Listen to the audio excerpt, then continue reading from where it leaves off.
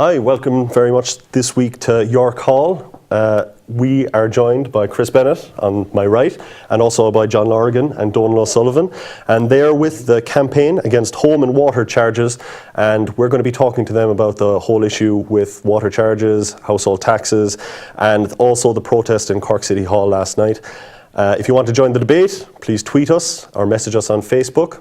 And so for the first question, I'm going to direct it towards yourself, John, and ask you about your organisation. Thank you very much. I'm chairman, my name is John Lonergan, I'm chairman of the Ballyphehane South Parish Anti-Home and Water Tax Campaign. We meet every Tuesday night in the Ballyphehane Community Centre at 7:30. We have a core membership, strong membership of about 20 people. We also have the names and telephone and contact numbers for about another maybe 200 or 300 people that we contact regarding meetings, demonstrations, postering. We do a stall in the city centre on every second Saturday when we have pamphlets to give out. The membership we have is, the ages are varying from late 20s up to 60s and 70s. We won't say who are the older people in it, but... No problem. Okay, so you have a diverse membership and a regular attendance, but what exactly are your goals for the organisation? What exactly are you setting out? The main thing that got us all together was obviously the household charge when it came in first last year. And now we're progressing on to the property tax. None of us want to pay the property tax because we can't afford it, first of all. And we think that the whole austerity that this government are implying upon everybody, and I mean from young to old, is totally, totally unjust and wrong. And our aim is to have this property tax abolished in the long run. Right, so we had a protest last night in Cork City Hall where several dozen protesters entered the hall where there was a meeting of councillors, and they chanted slogans until the council had to suspend their meeting, and Gardaí were called, over 12 Gardaí were called. Donal, you might tell us a little bit about what exactly happened last night, and your organisation were involved in this, organising this protest, correct? That's right. We went there in the knowledge that we were going protesting, and we had the intention of asking the Lord Mayor and councillors certain questions, and in relation to the household charges and the taxes, the water taxes that are due to come in, and the septic tank charges, because this also involves the county as well for the septic tanks. And that was our aim, was to question the councillors on what they were going to do about it and how we were going to cope with. I suppose at what point did it become, obviously you went in to question the councillors, at what point did it then change into, let's say, the chanting and stuff that sort of descended into something slightly different, shall we say? The chanting started because we weren't getting any answers. They refused to listen to our questions, and the chanting started, and it was a reaction to the fact that you weren't getting anything from them. We were getting no answers, so the chanting started. Sorry, just to interject, had you previously asked your councillors about the water charges and opposing water charges? Had you previously contacted your local representatives before? Oh yes, I personally have gone to not all of them now, but one or two of them in the past, and into their clinics, and asked them about the taxes that were, and the austerity measures that were being taken, and I was told that this was the way forward. And when I questioned the oil and gas resources that are off the coast, they couldn't give me answers, and where the money was going from the oil and the gas. And there's trillions, like huge money tied up in the oil and gas. Were you actually, at the point the Gardaí arrived, were you asked by the Gardaí to leave? There's a bit of confusion about what exactly happened at the end of the night. No. The guards arrived and we continued to stay there. The Lord Mayor abandoned the meeting, and we decided to stay. There was Fianna Fáil members of the corporation refused. Well, as one said, they refused to leave the council, but they stayed in the council, and we stayed until they left. We heard now that the council, after the protest last night, I believe it was in the Evening Echo today, are now proposing very quick rule changes to stop people now being able to go into these meetings as you did for the protest. I suppose, what's your reaction to that potential news? That is totally wrong if they try to do that. If the City Hall is owned by the people of Cork, the people of Cork should have access to that hall at any time, within reason. There was opening and closing hours, obviously. When these people were elected in by the people of Cork to do business on behalf of the people of Cork, and every person in Cork is entitled to go into it's called a public gallery for a certain reason. It's for the public. I suppose the councillors would turn around and say that whilst they would accept that the public could come in, whilst they could accept that the public could sit, could watch, could take part in the meeting, what they wouldn't accept was the chanting type of protests. I suppose that would be their counter-argument to you. Well, I suppose, like, the way I look at it, if the council and if the TDs and the Tacti Dollars and the whole lot of them, if they were doing their job as they were elected to do, we wouldn't be protesting in the council chambers. I suppose an interesting question I would pose is, you're protesting against a very specific thing, which is the water and the property tax charges. Would a better strategy be that if these are the people in the council who you're saying they're not listening to you, that they're not putting your views across, that they're not doing what the people of Cork essentially want, would a better option be to protest against not the charges and the taxes, but against the councillors themselves? Say, look, these are the people who are not doing what we've asked them to do. Let's all vote them out the next time. Well, this is part of the agenda that's coming on. I mean, it's not just household and water charges. It's general austerity. I mean, the students of Ireland, right, are being crucified. They're not getting their grants. The fees went up, right? That's austerity. That's what this government are doing, outside of the household and water charges. But going back to your question, for us to carry on and to keep going, not to point out to councillors that they're not doing the job. We want to go ahead and take them on at the next elections. Would that be yourselves then launching your own independent councillors? Independent councillors, right? There is a few organisations out there at the moment. We came from a meeting that we have in our own branch meeting tonight, and we're inviting people from CPPC and from... Sorry, what is that? It's... I think I have it right anyway. The People's... Congress of People's... I'm sorry, People's Convention. People's Convention or something, right? CCPC. And there's also a company, a place called Direct Democracy. And they're run by a guy called Declan Gantley. And what they have is a set of,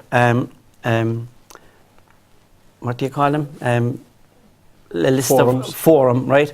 And one of their remits is that you can recall, if you go in as an independent under the heading of Direct Democracy, just say, and you're not doing what you're elected to do, like what these guys are doing. So effectively what you're hoping to do is recall some of the recall councillors them, yes. for another vote? Yes. Okay, and have you started that campaign already? Yes? Well, this is what we're trying to like. We have 2 years to hit this on, because the general election isn't for 2 years, but the council election will be up next year. Okay, we have a comment here from one of our viewers. Look at the UK and elsewhere. Austerity doesn't work. Why do the EU and IMF persist? Any thoughts on that?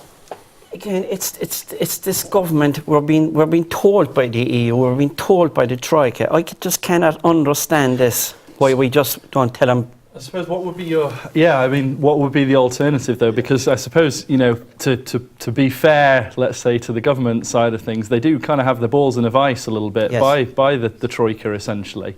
Where do they go? Can they tell them to stick it? Sorry, go ahead. Where I come from anyway, my view is the debt that we're paying off, all these billions of euros. First and foremost, it's not our debt. Like this, it was created by the bankers, speculators, and what have you, bondholders. And when it went skew-ways on them, Fianna Fáil party decided we get the ordinary just up to. Absolutely, I agree with you, Donald. Like that originally was not our debt, but we're stuck in a position whereby the government made a decision that for the last government, Fianna Fáil and the Greens made the decision to bring it in as public debt, and now we're stuck in a position where it is. Now that former government have been demolished. The Greens probably won't see the inside of the Dáil for 20 years. Right. Fianna Fáil are a shadow of what they former once were. So the people have punished the parties for what they've done. Maybe people in Fine Gael and Labour might say that now we're stuck with a mess that we might have to solve, that we're trying to solve through these measures. Like we have to rely on the IMF or the EU for money. Otherwise we have no money ourselves. We don't. Look at the natural resources off of this country that have been given away for nothing. I don't actually have the figures or anything. It's a thing that we're non-political, so I'm not into all that side of it, but we're being educated as we're going along. I mean, the amount of money that these companies have got, I think somebody mentioned in the term of how long this one of the oil rigs runs, this government gets 385 million. Then I suppose the counterpoint of that, coming from the UK with our North Sea oil and gas and the like, those we don't own that. The companies do. The companies have put in billions upon billions upon billions for the location of it, for the drilling, for the extraction, for the processing, all of that side of things. So unless you were to do, let's say, a Hugo Chavez or something and say, we're going to take it all back, we're going to nationalise it, that would be the only way it could be done. But why can't it be done? Well, I suppose it can be done, but it would cause a huge ripple in your economy if you were to re-nationalise those kind of things. But what about Iceland? What did Iceland do? Well, Iceland, with regards to the banks, managed to do a very sly manoeuvre whereby, you're right, the central bank for them, it wasn't so much the natural resources, but it was indeed their central bank. They cancelled the debts of those countries and rode out the storm of effective British and other European discontent. But you have to remember that Iceland lost its sovereignty as well with regards to that decision, that it effectively brought itself into the EU or bought into the EU because of this. We've got an interesting tweet here from Tom who said Greece had 100% write down on their debt because they fought the Troika, but we're happy to get screwed. I suppose that kind of backs up your point there. Yeah, we spoke about that tonight at our meeting actually, and like, if the Greeks can have it, we want it. Okay, so that's an interesting point that you raised, Donald. I suppose, is your point more so that you feel that the taxation could at least, while I suppose ideally you're thinking of nationalising the resources of Ireland off the coast, would you be satisfied with some sort of increase in tax on these, of the profits of these companies? But that's what should be done. Oh, sure, is there a compromise position there to be made? There is. I don't doubt there is. I think that without a doubt there is. Without even looking into it, there has to be. I mean, you have the amount of money that's going out of this country every single day. How many billions of barrels are they drilling, or how many billions of meters, whatever they are, of gas are they drilling out, and we're getting pittance for it. Okay, I'll draw back to the main point that the household tax. So in 1977, the domestic rates were abolished by the then Taoiseach Jack Lynch. And what happened then, the next year, the Irish economy recorded the biggest deficit, 17.6% in Europe. But might I ask you, what if the government introduced a property tax, not as an additional revenue source, but rather as a tax reform initiative? So let's say that, in fact, it ended up costing people who couldn't pay into the system anymore. Would you be in favour of that? Well, going back to 1977, there was 2% increase on VAT when they abolished the rates, right? They put 2% increase on VAT on everything across the board. So every sweet, everything that was produced or bought or sold in this country, there was 2% put on, to be sent out to each county council to cover water, rates, roads, the whole lot, right? Yeah. That was never abolished. That was never taken off. Yeah, that's a brilliant point, John, because I think that actually kind of supports what I'm saying as introducing a property tax that would be progressive rather than one that would be regressive, because VAT is actually much more unfair on the lower incomes of the population, because they have to go and buy necessities anyway at this higher rate of VAT rather than the rich who can easily bear the burden of this higher rate of VAT. Exactly. So once again, would you be more in favour of a property tax if it was brought in and it was progressive, rather than the 200 household tax on every single house in Ireland, which the rich can easily pay, but it's much more difficult for those on a lower income? I personally, me, when I bought my house, I bought title, land, deeds, the whole lot. I've worked my butt off since I'm 13 and a half years of age. I'm now 57. I've worked my butt off up till now, up to 4 years ago when I was late, in 2008 when the boom hit. I don't see why I should be paying anything on property. It's my property, it's my land, I bought it. Why should I be paying any more? I'm still paying it on VAT on everything I've done. That's a personal opinion on my behalf. And I believe a lot of other people feel the very same way. We're already paying it, plus the stuff is already mine. What makes me laugh about this government is they're not willing to cut the pay of and the pensions, the exorbitant pensions that all these ex-ministers and TDs are getting. They say they can't touch them, but they can touch my house. And students, parents, teachers, they can touch all their houses, but they can't touch all these exorbitant payments that are paying to these, because it's written down. But we're one of the only countries in Western Europe that has no property tax on our houses, on homes. I understand what you're talking about, the integrity of your house, that like it's my house. It's what my did the home. government? Well, yeah, yes, it's your home. What do the government have to do with it? But you know, with the famous saying, there are two things that are certain in life: death and taxes. Yeah. And if it was brought in to be progressive, once again, like, would you be favour of the progressive I suppose taxation? a means tested one would be the best way of doing Yeah, it. absolutely. Like all the parties in the past have said that taxing the home was a model. Yes. And as where I come from, it's a model. Even if it existed. It shouldn't be done. But where does the money come from then, Don? The money, Like, isn't it the moral to charge a higher rate of VAT or to charge a rate of VAT where the poor people are having to pay more taxes than the rich? first and foremost, we should be pulling back from all this payment to the bondholders. I reckon that should be scrapped.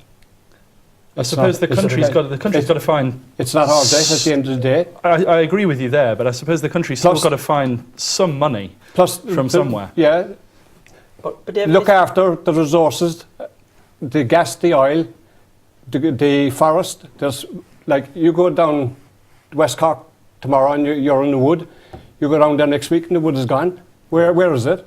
You're referring to that recent decision to sell off massive amounts of acres of yeah, and it's happening wholesale, right throughout the country.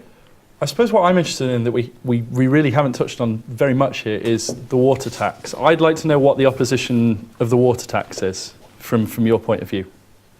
Is it exactly along the same lines as the property tax, that it's something immoral and that you shouldn't pay for it, or are there other reasons why you think taxing on water is not a good thing?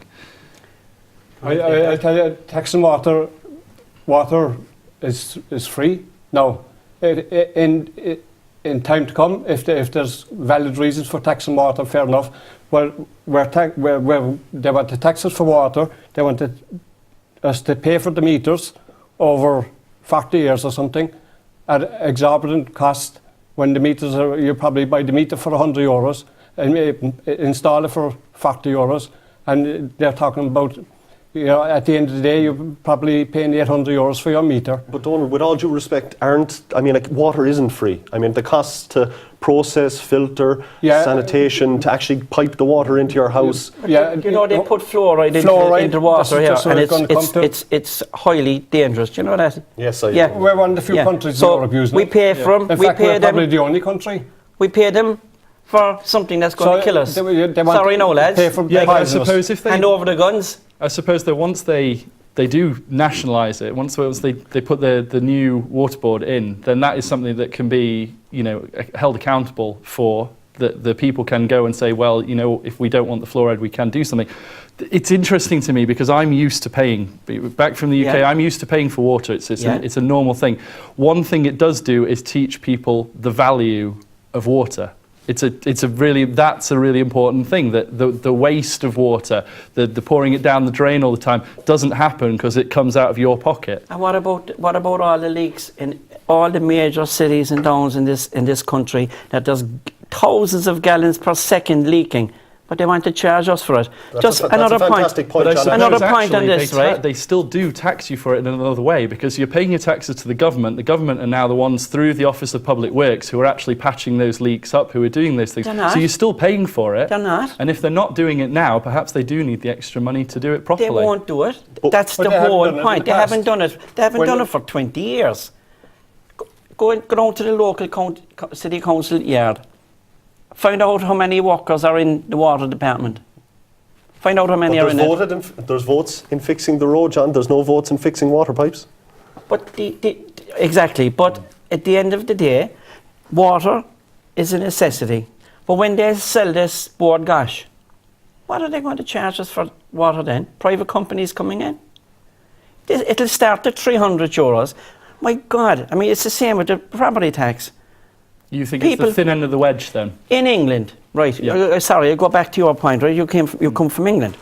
In England, you pay, it's a, what do they call it? I pay council tax. Council tax, right. That's right. Yeah. Look at the condition of the roads over in England. Well, they're generally not bad.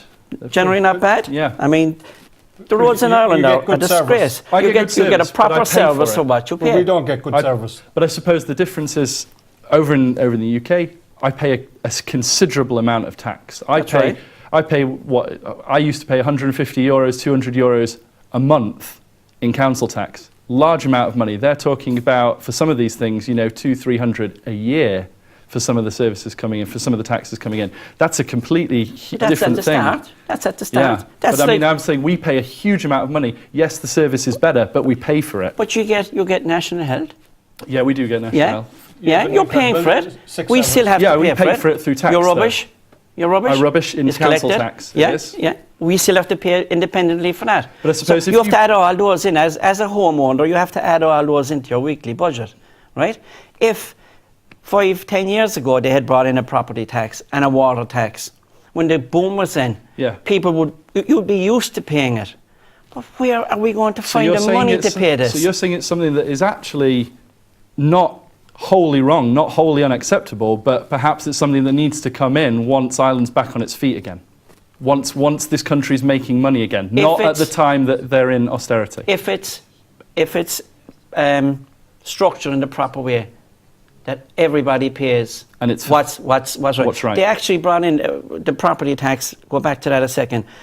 It was recommended to them that they would put in a site valuation tax rather than a property tax. Yeah, I remember that point. But they couldn't do it because they're led by the farmers. Half of those guys above in the Dáil are led by our farmers. So the guy that owns half a mountain would be paying for his site. But so what do? They'll throw it back on the ordinary people. That's what's wrong. Sorry, we have a tweet there earlier on about the signing of the oil deal was by a convicted politician. Do you have any awareness of who this might be, who did the oil deal, the natural resources? His name was mentioned tonight on our meeting, actually. And can it not be investigated, was the tweet. It can be investigated, and again, it's another one of those things that we're in the process of looking into all these. But because we're not political, right, it's things that we don't actually bring up, at our meetings. Yeah, sorry, the name of that man was Ray Burke. Ray Burke, yes. Yeah. We spoke about him tonight, actually. We spoke about it tonight, but just couldn't come to us. Yeah. So I suppose, if we're talking about this, are you going to push for either a boycott now or a full repeal of the lot? Is that going forward from now? We don't want to be paying. I think actually the whole thing has right now we turning. want the abolition of it. Abolition of it, right? But if we can't get that, right, the other the next step in our book is to get rid of these bloody politicians and change the law ourselves.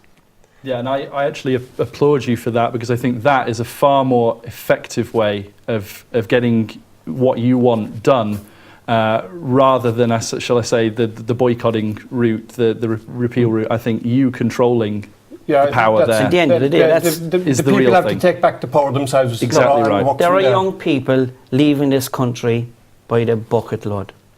And there'll probably be young people watching this programme, right? Young students, and where's their future? To me, there's a lot of those students. There are systems there that could be done. We're losing a load of IT students, right? Some of them are getting working here, but there's a lot of them leaving. This country, there's people doing jobs that shouldn't be doing them. What does Enda Kenny, as a school teacher, know about running a country? What does Phil Hogan know? What does, you can go through every one of them. All they are glorified, whatever they are. They don't know anything, diddly squat, about what they're actually in. Simon Coveney from Cork, what does he know about fishing? Only put a maggot at the end of a bloody fishing rod. And he's running the fisheries. Yeah. God love us, there's people out there that would do those jobs and would take it at half or a third of the salary they're on. Agreed. I think that they definitely have overestimated their own value for sure. My final question to the both of you would be that a lot of people looking at this organisation, your campaign, might be saying that you're simply naysayers, that you're going forward and you're saying no to everything. But talking to you tonight, would it be correct to say that you're not actually looking to abolish everything, that in fact what you're really looking for is value for money for our taxes? We're looking for justice right across the board. Fair play. Yeah. And an end to austerity. And a new way of doing politics. Yeah. Clean up the politics in this country, because they're in my book, right? They're twisted, the whole bloody lot of them. I got a leaflet in the door a month ago from a minister, right, in Cork. He's in the back opposition from Fianna Fáil. And on the reverse side of it is his brother. So you vote for me, you vote for my brother. So what are they doing? They're only continuing the bloody bloodline coming down. We want to stop that. Get new, young, vibrant people in, with a couple of elder statesmen to guide them along the way, and change the bloody politics in this country. The cronyism, the back scratching, all of that. That's what's needed in this country. I think there's a fair lot of people who can agree with you on that one. And that's what we stand for in the long run. But at the moment, it's the personal issue. If people could come to our meetings and come to the general forums that are coming around in the city, you'd see the anger in people. And it's not just property tax. There's people on about septic tanks. They're on about... the questions you get asked are unbelievable. And actually, there's on the 11th of February, the campaign is sending out letters to I think there's 9 TDs in Cork. And we're sending out a letter to them, inviting them to the Metropole Hotel on the 11th of February, to sit down and face the people of Cork and answer their questions. And on that, I think we'll end our discussion. I'd like to thank Donal and John very much for joining us tonight. Thank you. I'd also like to thank Chris, who has been here. I've been Alan Noonan. This has been Your Call. And please feel free to contact us on Twitter or Facebook with your opinions and what you've thought of tonight's show. Thank you very much. And tomorrow, Chris is talking about prostitution on tomorrow's Your Call. Thank you very much.